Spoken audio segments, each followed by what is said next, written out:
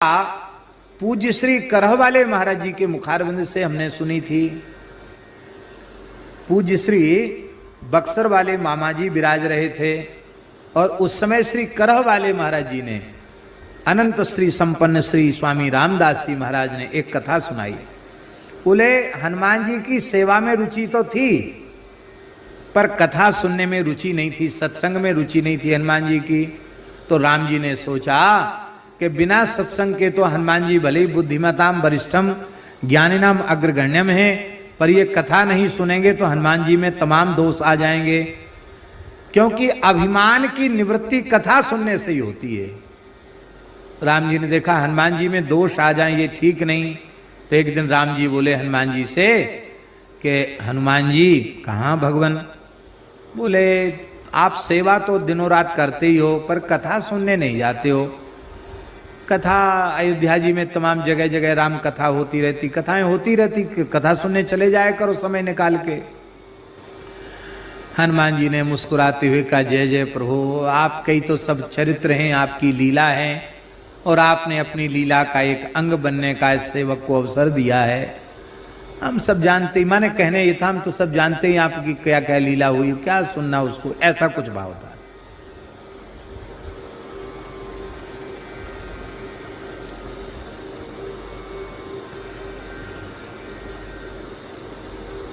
फिर भी राम जी ने कहा देखो हनुमान जी बात तो सही है पर कथा तो सुननी चाहिए, कथा सुनने से बहुत लाभ होता है। हनुमान जी ने कहा आप कह रहे हैं तो सुन लेंगे पर हम कहां कथा सुनने जाएं?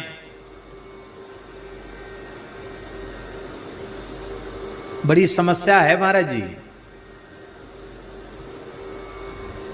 अब कोई छोटा मोटा व्यक्ति कथा कहने बैठे और यदि हम अपने मन में अहंकार रखते हैं तो हमारे मन में क्या होगा, अरे ये तो हमारा विद्यार्थी है, अभी अभी कथा वांचना सीखा है, क्या कहेगा हमारे सामने, क्या बोलेगा, हम क्या कथा सुनने जाएं?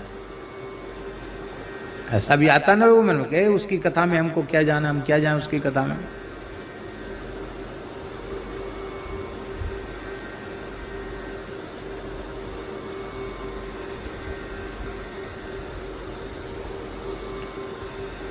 हनुमान जी बोले हम किसकी कथा में जाएं, कहाँ जाएं?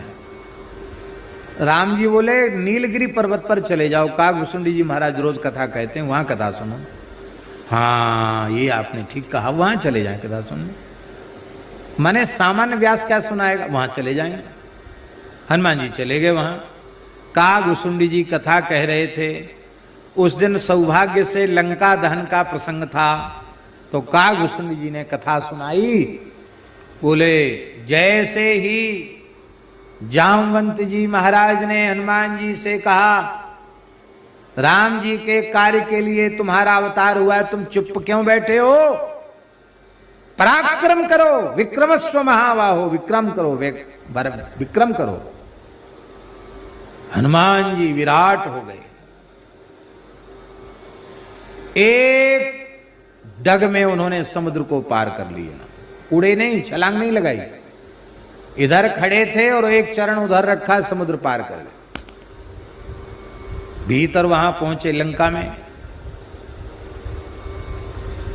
माता जी के पास गए, विभीषण जी से मिले, फिर माता जी से मिले, जानकी जी से मिले, जानकी जी से मिले, सब संवाद हुआ। इसके बाद उन्होंने देखा ये बड़े उपद्रवी तत्व हैं, ये सब, इनको दंड देना चाहिए। तो हनुमान जी ने ऐसे अपने मुंह से फूंक मारी और उनके मुंह से आग निकली, पूरी लंका जल गई। फिर जानकी जी की सुध लेके संवाद करके चूड़ामणि लेके राम जी के पास आ गए। हनुमान जी सुनते तो रहे कथा पर बड़े उदास हुए कि देखो वक्ता लोग कितना बढ़ा चढ़ा के बोलते हैं, कितना झूठ बोलते हैं। हम लांघने वाले समुद्र कैसे हमने छलांग लगाई हैं, बीच में कौन कौन मिला, फिर कैसे मशक समान रूप कप धरी, फिर कहाँ कहाँ घूमे, फिर जुगत विभीषण सकल सुनाई। बड़ी मुश्किल से जानकी जी का दर्शन हुआ, फिर हमारी पूंछ में लत्ता लपेटे गए, घी तेल लगाया गया, कपूर लगाया गया, तो फिर आग लगाई गई। तो ये क्या कह रहे हैं कि फूंक मार के लंका जला दी? एकदम झूठ बोल रहे हैं। पर कुछ बोले नहीं।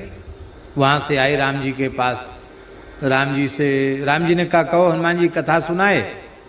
बोले हाँ कथा तो सुने आए महाराज। कहाँ आपने कहा था तो चले गए।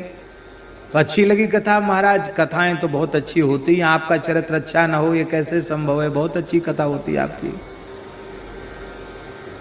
तो अब नित्य जाया करो। बोले हाँ महाराज देख लेंगे, आप जैसी आज्ञा करें, कभी जैसी फुर्सत होगी जरूर विचार कर लेंगे। मन उनका हल्का हो गया था, क्योंकि उनके मन में आ गया कि वक्ता झूठ बोलते हैं। तो राम जी ने ऐसी बात सुन रहे थे और अपने अंगुली की अंगूठी निकाली। राम जी ने निकाल के ऐसे ऐसे देखने लगे। देखते देखते भगवान के हाथ से चिटक के गिर गई अंगूठी। गिर गई तो राम जी ने कहा हनुमान जी उठाओ अंगूठी उठाओ। जैसी अंगूठी को पकड़ने के लिए हनुमान जी झपटे, अंगूठी आगे बढ़ गई।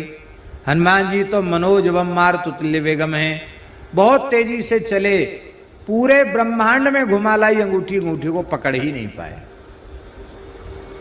बल और वेग का अभिमान हनुमान जी का चूर चूर हो गया। बोले अब तो बिल्कुल भी हिम्मत नहीं है।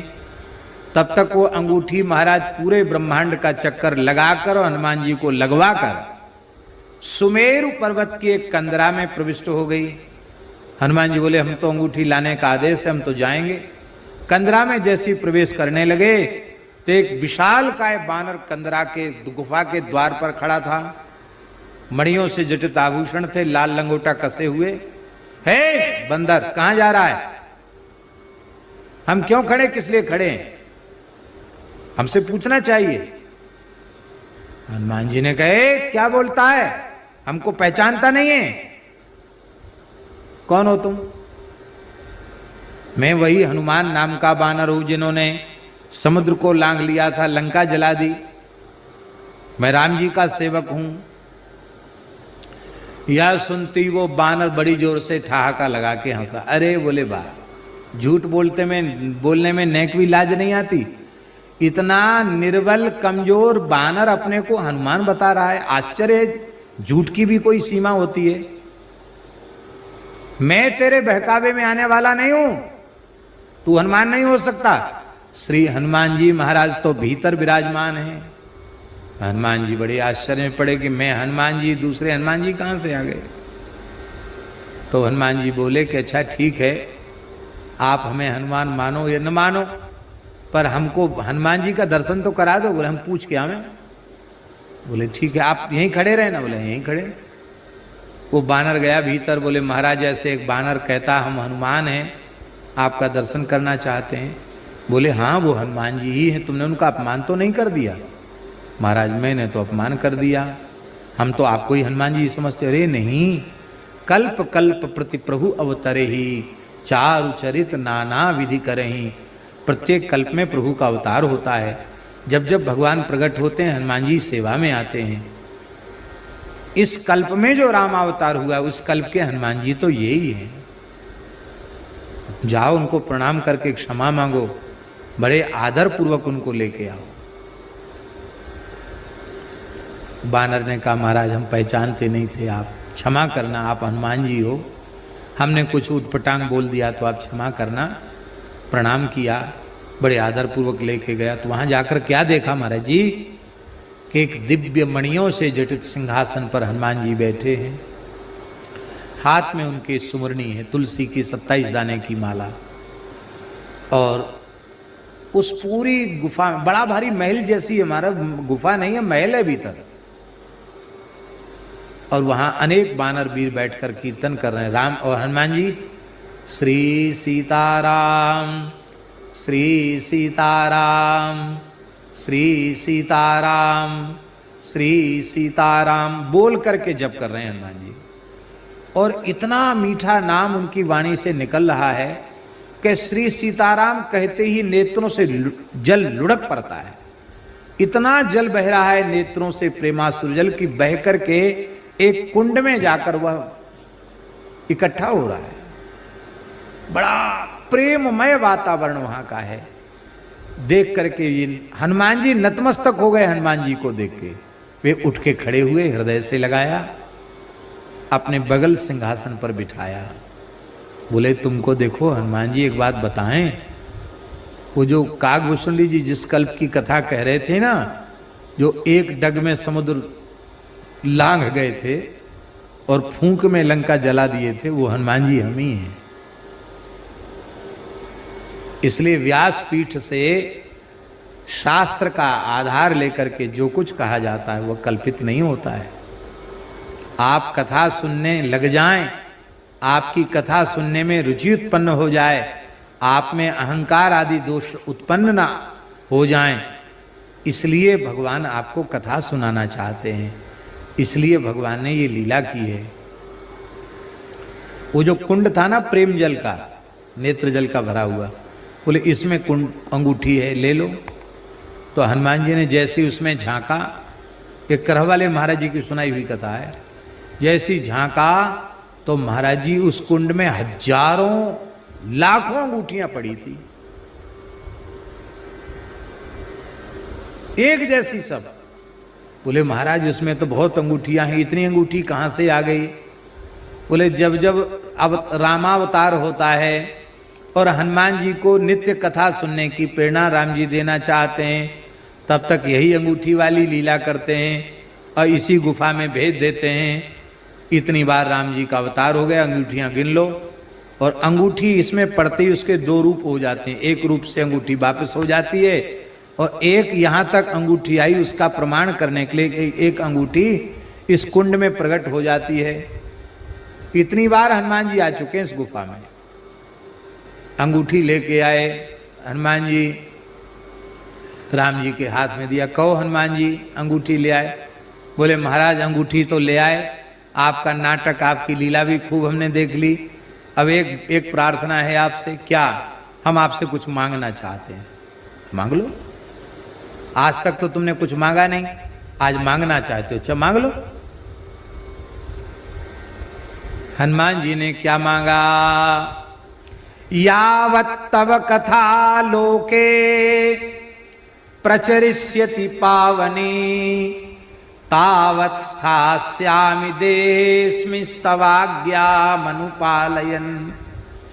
हे प्रभु, जब तक आपकी कथा सुधा गंगा इस धरती पर बहती रहेगी तब तक मैं धरती छोड़कर कहीं नहीं जाऊंगा, निरंतर कथा ही सुनूंगा। महाराज और एक प्रार्थना और है। क्या? बोले धरती पर अनंत स्थानों पर एक साथ कथा हो तो मुझ में अनंत रूप धारण करके कथा में पहुंचने की सामर्थ्य हो जाए, किसी कथा से मैं वंचित न रह जाऊं। भगवान बोले एवमस्तु। प्रत्येक कथा में श्रोता भले ही पीछे आवे, वक्ता भले ही पीछे आवे, कथा में सबसे पहले हनुमान जी की उपस्थिति होती है।